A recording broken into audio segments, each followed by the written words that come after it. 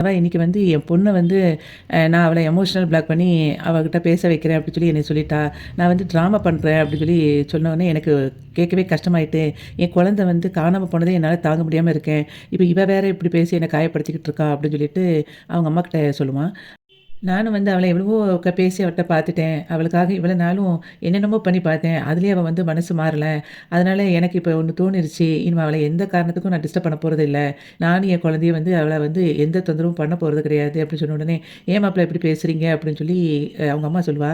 விஜய் வந்து உடனே சொல்லுவான், "அதுக்காக என்ன பண்ண முடியும்? நமக்காவது 5 வருஷத்துக்கு முன்னக்கூட்டி எப்படிலாம் நாங்க வாழ்ந்தோங்கிறது நமக்கு எல்லாம் தெரியும். ஆனா அந்த குழந்தை என்ன பண்ணுவா? அந்த குழந்தைக்கு எந்த விஷயமும் தெரியாது.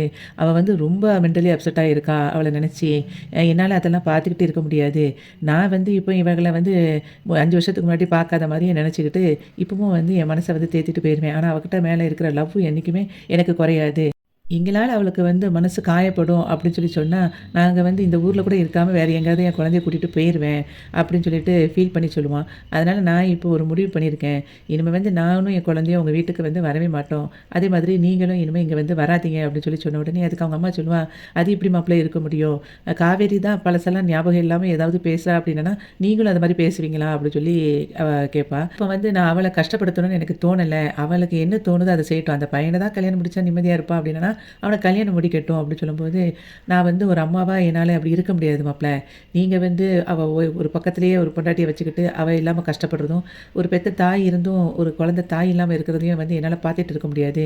நான் வந்து கண்டிப்பா உங்கள சேர்த்து வைக்கிறதுக்கு ஒரு அம்மாவா முயற்சி பண்ணுவேன் கண்டிப்பா அப்படி சொல்லும்போது, அதுக்கு அவன் சொல்லுவான், "இல்ல எனக்கு அதெல்லாம் சரிப்படல. நீங்க இனிமே வந்து இங்க வர வேண்டாம். நானும் அங்க வரமாட்டேன்" அப்படின்னு சொல்லிட்டு அவன் உள்ள போயிருவான்.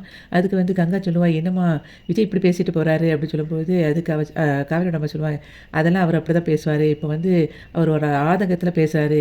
விஜயும், காவேரியும் பேசுறத வந்து நம்ம யோசிக்கவே கூடாது. நம்ம அதுக்காக என் குழந்தைய வந்து பேத்திய விட்டு குடுக்க முடியாது. அப்படின்னு சொல்லிட்டு அவங்க அம்மா சொல்லுவா. நம்ம முயற்சி ஏதாவது கண்டிப்பா பண்ணிட்டு தான் இருக்கணும். அப்படிங்கிறதையும் காவேரியோட அம்மா வந்து சொல்லிட்டு இருப்பா. காவேரி வந்து அதுக்கப்புறம் கோவில்ல அப்படியே உட்காந்துருப்பா. உட்காந்துட்டு அப்படியே காலையில அவங்க அம்மா சொன்னது அப்படியே ஞாபகத்துக்கு வரும்.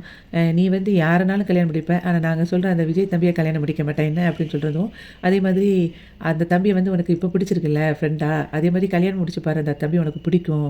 அப்படின்னு சொல்றதெல்லாம் அப்படியே யோசிச்சு பார்ப்போம்.